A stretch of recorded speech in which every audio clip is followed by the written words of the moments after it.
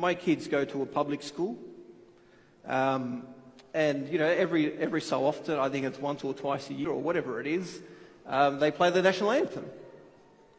And there's always a conversation about how should we deal with that. Should we stand up and sing along? Or should we take a position that expresses our resistance against what the national anthem represents in terms of its colonialism and whatnot? And you reach a compromise. But the thing is, the fact that we're having this conversation tells us that we realize that as Muslims we are under the spotlight, and we also realize that as Muslims we have to take positions on things which are going to be comfortable. My kids will stand up, but they won't sing. My youngest daughter, I don't know where she got it from. I'm assuming she's been on YouTube watching interviews of mine or something. And she was actively making dua under her breath. Just reaffirming her Muslimness. We felt the brunt of war and terror policy. It was heavy. Look, it's a fight. But the thing is, what I want to mention, it's not a fair fight. You have communities of individuals versus a state. And it's not just one state, it's an international order. And we're up against the resources of a state in every conceivable way. And believing in Islam means we are going to be tested. It's not going to be all roses and all prettiness. That's the first thing. So in terms of setting our expectations about things, we should be clear. The normality is conflict. We've probably bought into the lie that is tolerance, diversity, and multiculturalism.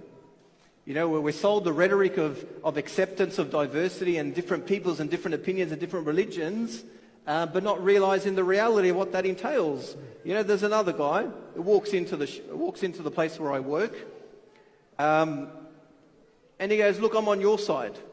Right? He's white, male, old age. He goes, "I'm on your side." And he's talking about our politics and stuff and resisting government and whatever else. And I said, "No, you're not." He goes, "What do you mean I'm not? I support you." And he wanted me to thank him for it. The fact that he expressed it. And I said, "Look, you'll be happy to accept me if I'm a particular type of Muslim for you." And he goes, "No, but we believe, Australia is very tolerant. Australia is a very tolerant country." And I said, "Look, what's your position on hudud in Islam?" He goes, "Barbaric." "What's your position on this?" "Wrong." "What's your position on various aspects of Islam?" "Straight out." I said, "You're not tolerant. You're lying to me and you're lying to yourself. The thing is, you believe in what you believe, I believe in what I believe, and may the best man win. There's no point pretending." Do you condemn what ISIS has done? Why shouldn't we condemn? Why shouldn't we apologize? The honest truth is, right, we can go up and down. I won't just because you asked me to. That's honestly the simple fact. Because you asked me to, I'm not going to do it. Right? And why? And who is you? Who am I referring to? Right? Again, the hierarchy between Muslim and non-Muslim and the white man and persons of colour. I wouldn't do it in principle. And we've been sort of thrown into this conversation and asked to defend the Islamic position and accept all the presuppositions about it. Why would I do that? Why would I humiliate myself? Okay, if you're genuinely concerned about loss of life, which no one is more concerned about than a Muslim, then let's talk about really where people are losing their lives in the greatest magnitude, in the worst possible ways. I'm not going to humiliate victims of colonial wars and colonial policy by focusing on the actions of individuals and ignore the monstrosity of state actions. I wouldn't do that. Everyone knows who they're trying to target. Right? When when expressions like tolerance and diversity are uttered, the ones who are uttering them know 100% it's not true. Right? It's a particular form of Muslim. It's a particular form of an individual who's secular-minded, who accepts democracy, who accepts the rule of law under a parliamentary system.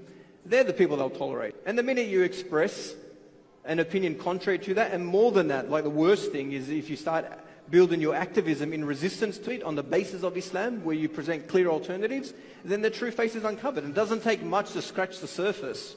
Anyone that says we're tolerant and we should be grateful, ask them very quickly, very simply, what's their position on hudud? And see their face change.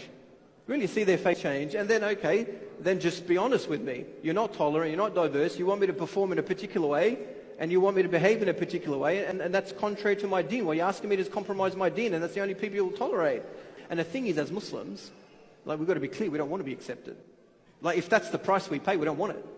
I'm not here to beg for your acceptance as a Muslim, right? My position is between Allah subhanahu wa ta'ala, and I want the opposite. I want you to become Muslim. I want the best for you. But we've been made to apologize for that because we believe in that. We believe Islam is superior. The word of Allah is superior. Why the hell should I apologize for that? You know, the guy who comes in and says, I'm on your side with him, and I just want to show to him that he's lying to himself. Talks about, on the one hand, how multicultural and beautiful we are. On the other hand, how barbaric the hudud laws in Brunei were. I'm like, bro, you got to pick a side. Like, you either love me as a Muslim or you hate me because I believe in Islam. You can't be both, right? I'm like, what's the point of loving me if I have to leave my Islam behind me?